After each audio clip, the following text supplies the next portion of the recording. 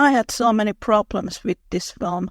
We talked earlier about Uncle March, but you know how in this movie Aunt March is supposed to be a spinster. And this really bothers me. If she is a spinster, why is she constantly trying to marry off these girls?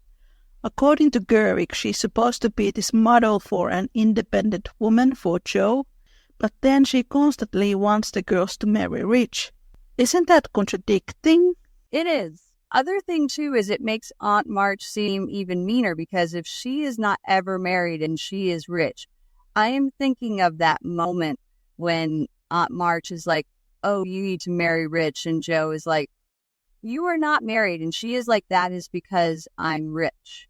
It makes Aunt March seem even meaner because if she is rich by whatever means it is, why isn't she helping the family versus her being married into it? It just kind of seems like, I presume, I don't really know much of the economics of the marriage, what it was back then. I feel like marrying into money, even if you are a widow, you still have very limited access to your husband's money. Whereas in this, it seems like, oh yeah, I got the money on my own, but I can't give you the money for whatever reason because I am a Scrooge McDuck type of person. That is what it felt like to me. They were clearly suffering financially and she was just not helping in any way. It made Aunt March a lot colder than I think she should have been. Yeah, that doesn't make any sense to me because if she is this rich spinster, why does she want everyone to get married? All the listeners who don't know, Aunt March in the book had a husband who she loved very, very much. Her husband died. They had a daughter. She died.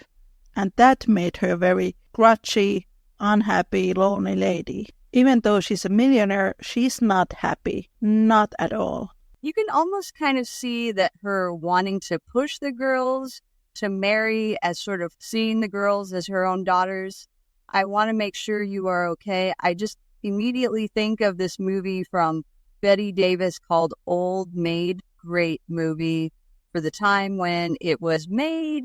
At least in my opinion, it was a little scandalous how they managed to get away with it. But her character has a child out of wedlock and she goes to live with her sister-in-law who has taken care of her daughter and she has no idea she is her daughter. And she pretends to be like this aunt who is very stern on her. She's worried that she will let it slip somehow, even being affectionate towards her, that she is the mother in some way. I always see Aunt March being that way. Like, I can't show how much I care because she worries that something bad will happen if she does, or I got to be stern. That way I can lead them into direction they need to go. But I have never seen Aunt March being this wholly unfeeling individual, just kind of stern and wanting what is best for the girls. Here I just kind of felt like she wasn't as nice as she could have been. You know, there was an older version of the script where it didn't have this split ending, but Jo did end up with Friedrich and he was German.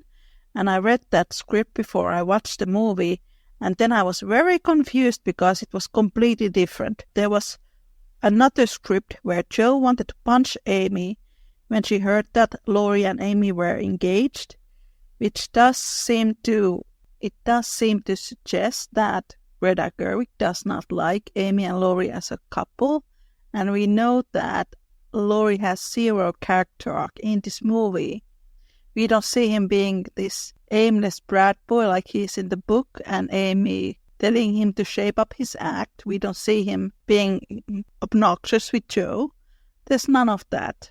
And there was also this very disturbing part in the 2019 film guide where she said that Laurie wants Jo to step into adulthood and that Jo is a child and Laurie is an adult, when in the book it is the opposite. Laurie is the child, Jo is the adult. That's why Jo falls in love with Friedrich, because Friedrich is an adult and Amy helps Laurie to leave childhood behind and enter into adulthood. And in all these interviews where she has said that how much she loves little woman, it feels total nonsense and that she's lying because she doesn't seem to know these basic plot lines that happen in the novel in the first place. I think it was an interview with Vogue where Gerwig said she wants Saoirse Ronan and Timothée Chalamet together in all possible ways. Okay. Then there are these other interviews where she says that Jo should have ended up with Laurie. Then another interview, Jo should have been gay. Third interview, Jo should have been an asexual. If you would have made, for example, Jo to be gay in this movie, or have a full-blown Jo and Laurie romance, I might have had more respect for this. But now it is about fishing viewers and it is all about making money. Yes, because you are trying to appeal to every audience who has an opinion on, rather than sticking to your guns saying, this is how the story is. I never read the original script. I have seen bits and pieces online, but I feel like if I read it, I am just going to get mad because then I would just go like, that was a much better moment in the script than it is in the movie. And I really don't like the split ending. I truly believe that no matter what ending in this film, Jo is unhappy. If you believe the ending where she gets to publish her book, one, she's lonely. As we establish in the scene with her big monologue, women are brains and brilliance, and I'm sick of it, and I'm lonely. That whole scene and her writing to Laurie saying, please marry me because I'm lonely, which does not happen at all in the book. And in the end, she is lonely. She is still lonely. Sure, she may have gotten her book published, but she is lonely and she is pressured by her editor to add romance in order to get it published. No matter what, she is not happy in that regardless if her book is published.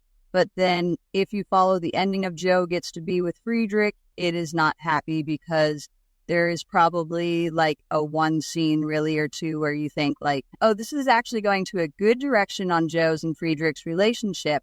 But then everything after that spirals out of control with her being like, you are mean and I am not your friend. When he comes to Concord, she is someone happy to see him. But when he leaves and he's like, I will be going to West if you ever come around. And she is like, thank you so much for sharing my love for Little Woman.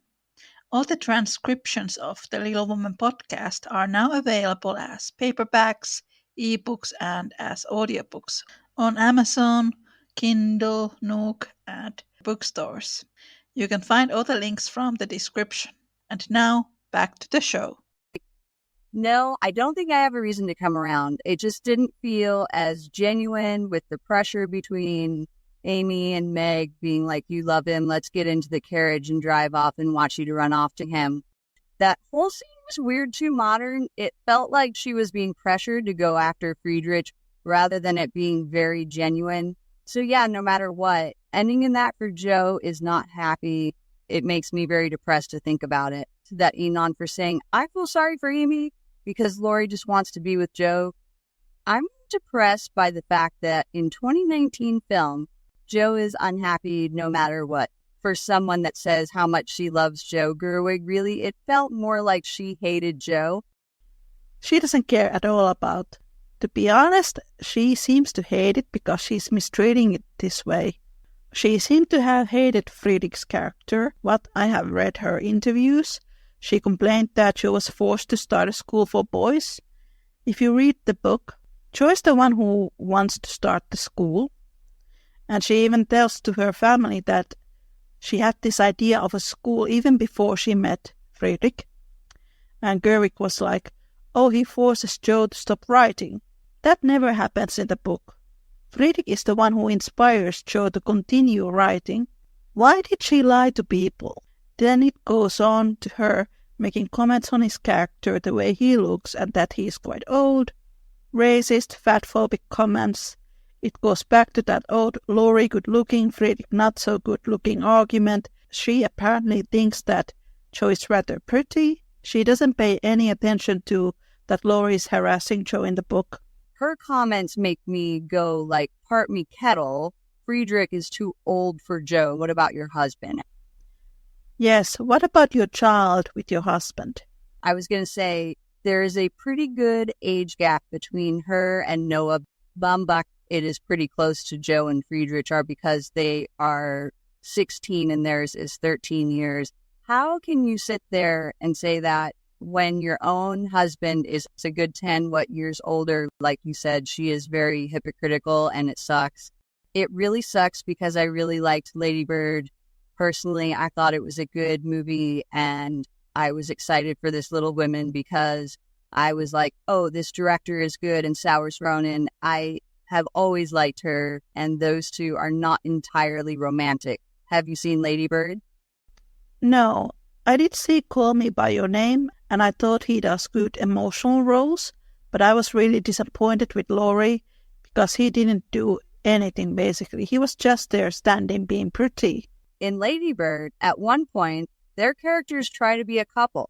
Saoirse Ronan's character is clearly interested in him, and they kind of have a thing, but it comes across, and I think it is rightfully so, their characters come across being awkward together because he is very blowsy about everything. The reason why her character likes him is because he is sort of a cool outsider who doesn't really care about anything of what she wants.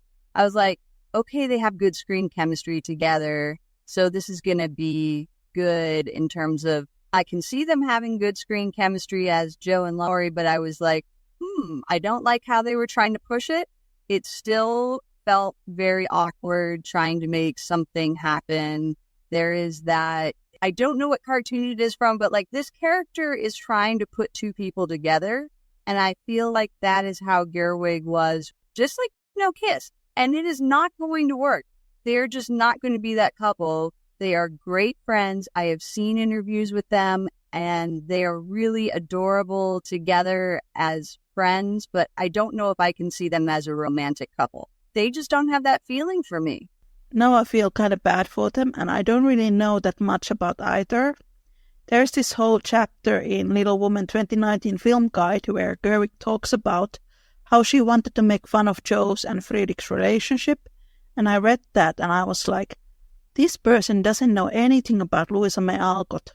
And when I have read Gerwig's interviews, she is like, oh, Louisa May Alcott hated marriage. Louisa May Alcott hated this and that. And I'm like, if you had read any Louisa May Alcott diaries, you would know that she had a fling with the real-life Laurie and that she was in love with Henry David Thoreau. And to me, the whole thing about this split ending, either Jo ends up with this guy who in the movie she doesn't seem to be that interested, or she's independent and lonely for the rest of her life. The book publishing part fails because the book is based on Louisa May Alcott's real life relationships with the real life Laurie and the real life Friedrich. If you erase those relationships, like Gerwig is trying to do, you don't have the book. You don't have the story. It disappears. This movie would not exist if Louisa May Alcott didn't have those real-life relationships. Gerwig felt to me like she didn't do as much research. I think at one point I said Gerwig just read the clip notes on a query search. It felt like she was very dependent upon the myth, and the stories of her editor pushed her to marry Jo off, as I have learned from you. No, she didn't. No, the editor never did. Not for Jo, not for Meg, not for anybody. And to say, no, she didn't want her to be married in whatever urban myths that are added into the world of Little Women. It felt very much like she was just going off with that rather than having actually read the book and done her own research. It is more like fan fiction if you think about it. That makes me think of someone. And Anon, who said 2019... Little Women is bad fan fiction discussed. I'm like, oh, absolutely. That weird thing I can never get out of my head because it just absolutely ruined me, where someone wrote a fan fiction where Teddy, Jo's and Friedrich's son, is actually Laurie's son. It has ruined me, and I hate to say that it had kind of ruined for me Jo naming Teddy after Laurie for me, because I just never can't get that fic out of my head. I know some people will say that is silly. It is just a fanfic, but so that is why my modern day story doesn't have Theodore at all. I just keep having these flashbacks of that fanfic, and it just ruined it for me. And it really felt like a bad dream, some bad version of a wonderful novel. When I read her interviews, it was always a different story in a different interview. She kind of ruined her movie to me, with these interviews because, I mean, she is a celebrity. A lot of people know her name. Millions of people read her interviews, and if they read her interviews where she says, "Oh, Jo marries this horrible German," and then she makes these racist comments about him, and Greta Gerwig has the most German name in Hollywood, by the way. She has German ancestry. People are going to buy your narrative because they see you as an authority, and you just lie to people and even encourage xenophobia. You are doing nothing to help to change the narrative of what Little Women is.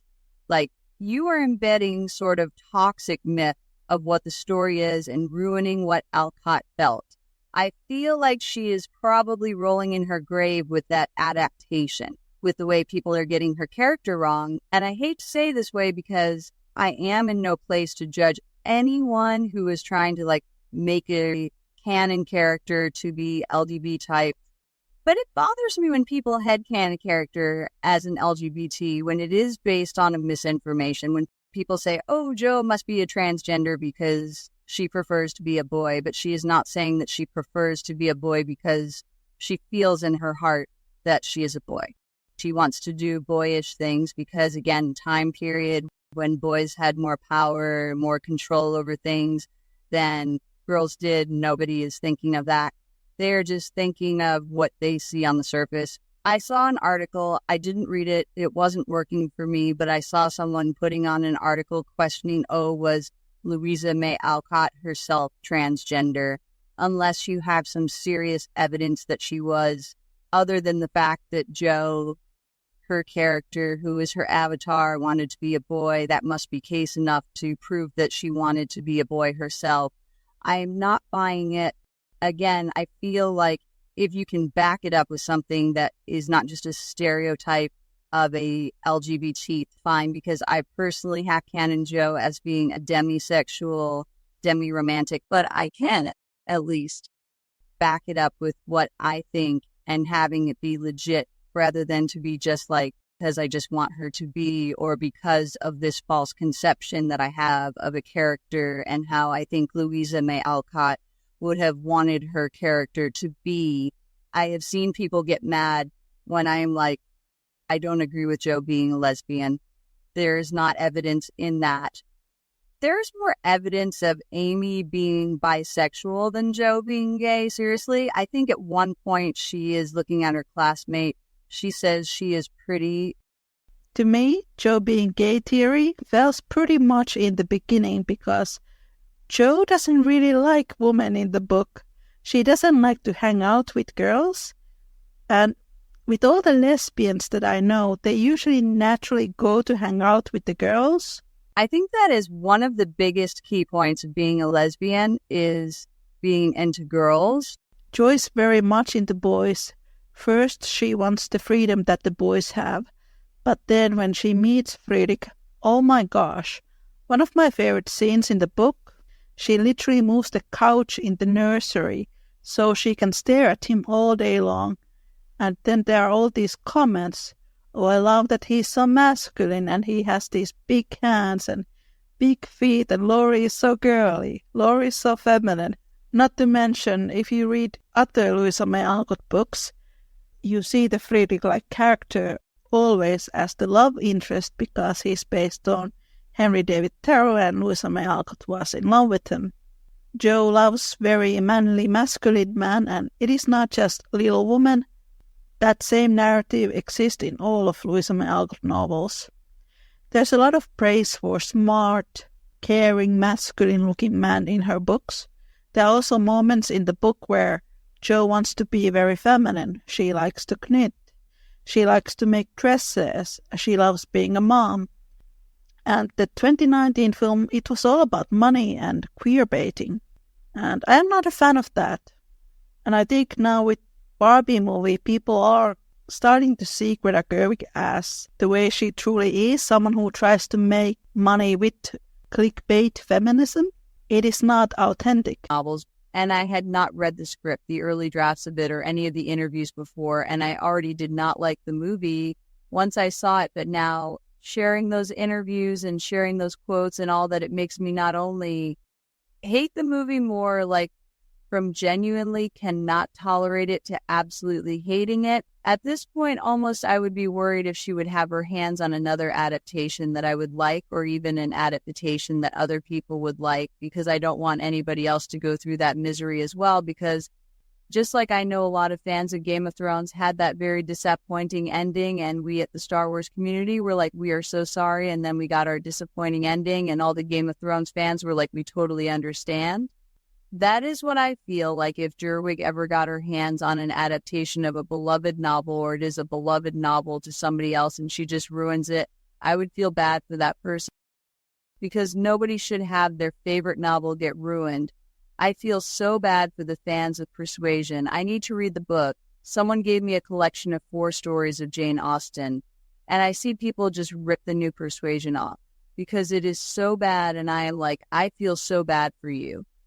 I understand how you feel. I got my own dose of a bad adaptation of a beloved classic. It is becoming a weird trend lately, doing stuff like that. It is weird because postmodernism is based on this idea that nothing is real, and Greta Gerwig's films are described to be postmodern. But if you want to make a period drama that is based on a book which is based on someone's life, I don't think that should be postmodern.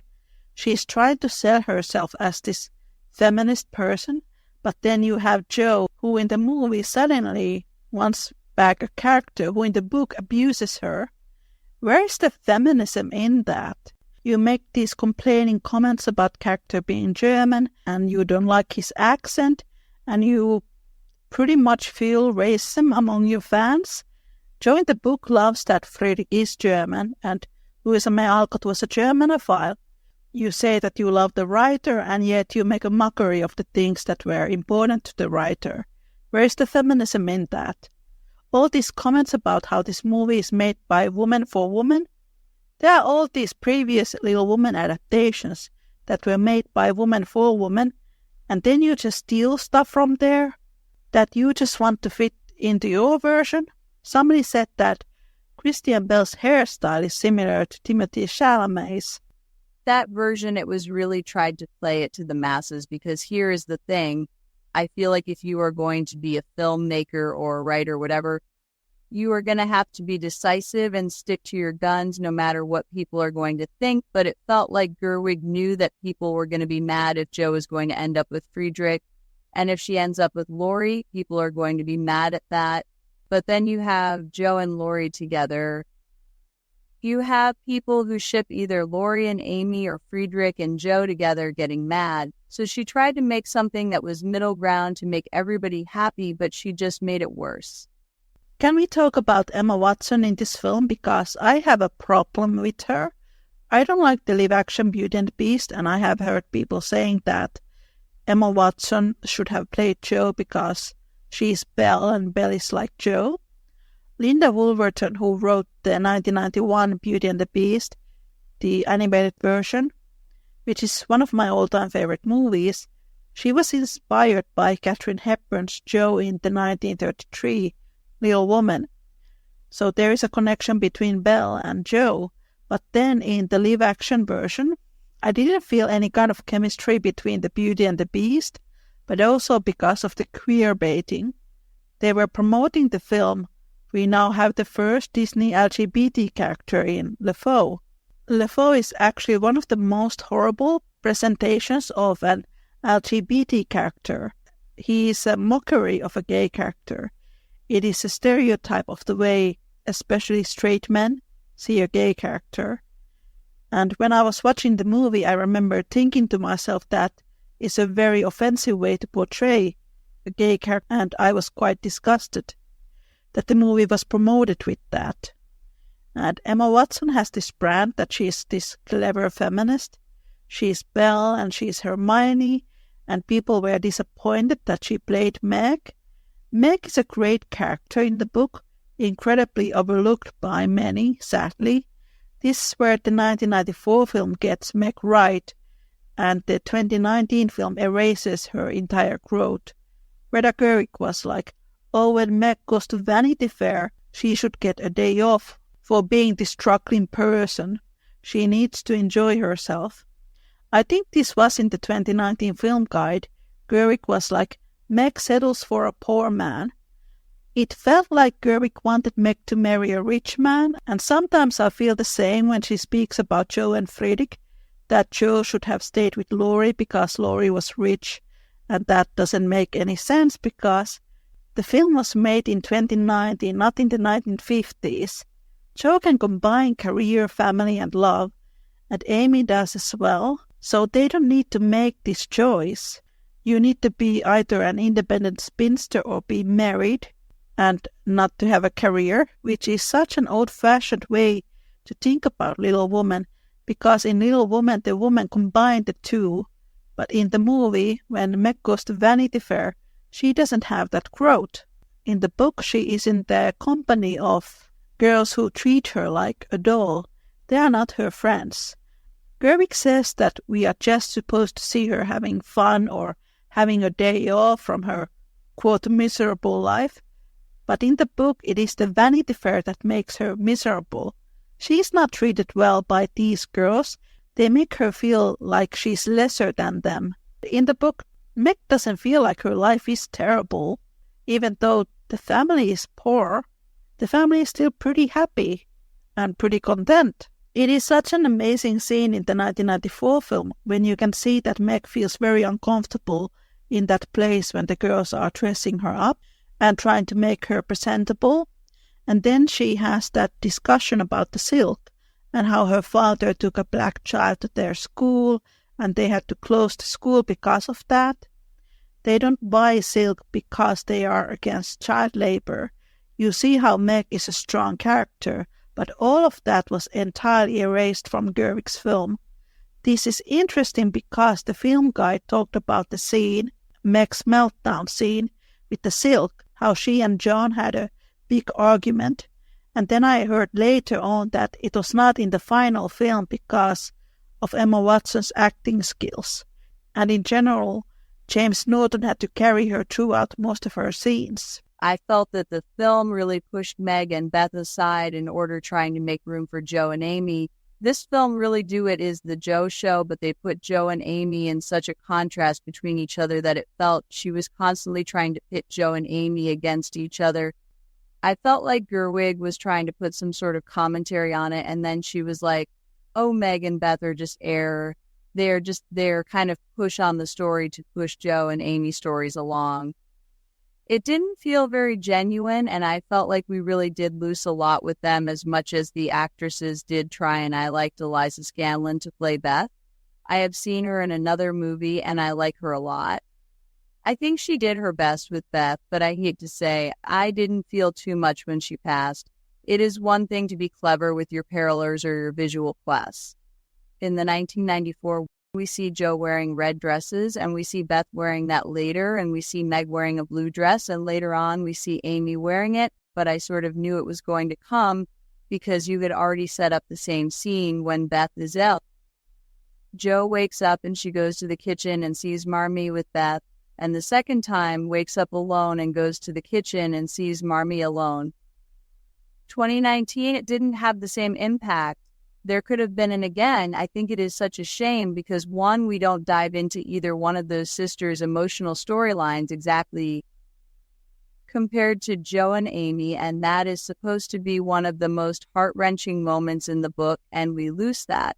It felt like Gerwig had, in a way, favorites, but then also torturing those favorites. You just want them to suffer because, I don't know, that is what makes great art.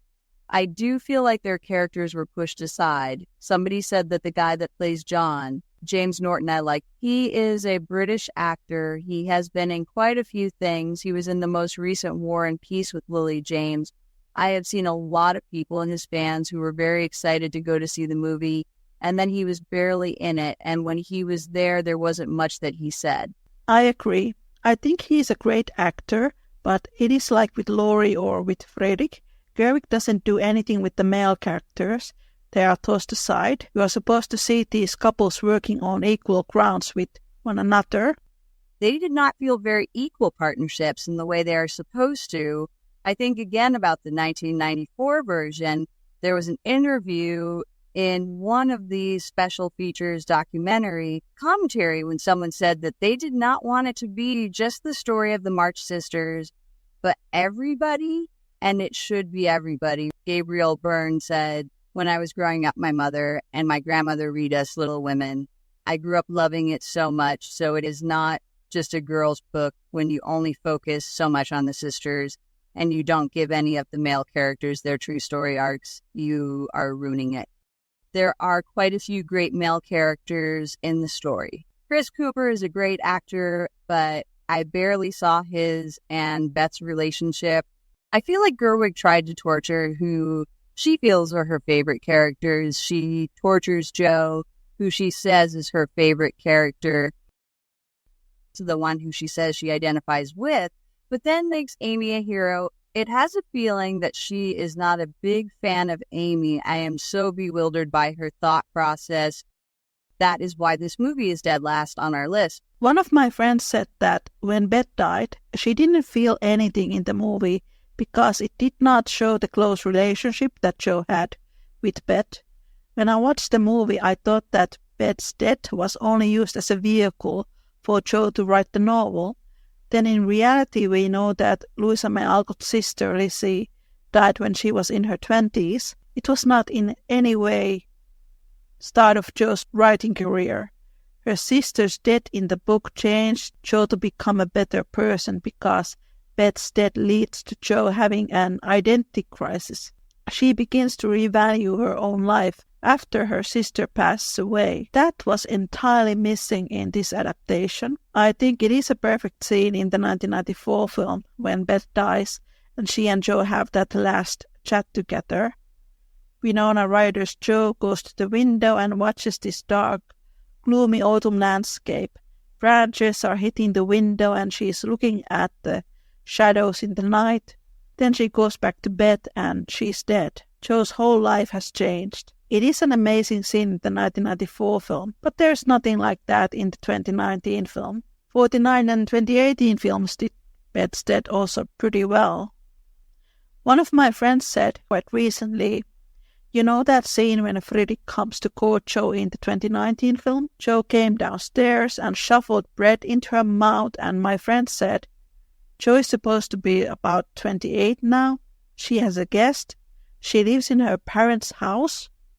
2019 Jo doesn't do any work there. She just hangs out. She's kinda rude. She doesn't thank her mother. She behaves like she's a 15-year-old. I remember this article that I read about Louisa May Alcott. It was based on one of her letters that she wrote to her fans. And the fan was like, I was so sad that Jo didn't end up with Laurie and that Jo had to grow up. And Louisa May Alcott answered her. She wrote, why to think that Jo is 15 or stays as a child when she is 30 in the end of the novel? Why people think that she's beautiful when she's written to be tall and lanky? That pretty much sums it up. Absolutely. I hope that one day we will get another adaptation that will wash out the bad taste in our mouth.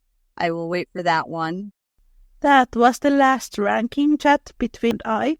For now, thank you everyone for listening. I'm Christina. Take care and make good choices. Bye.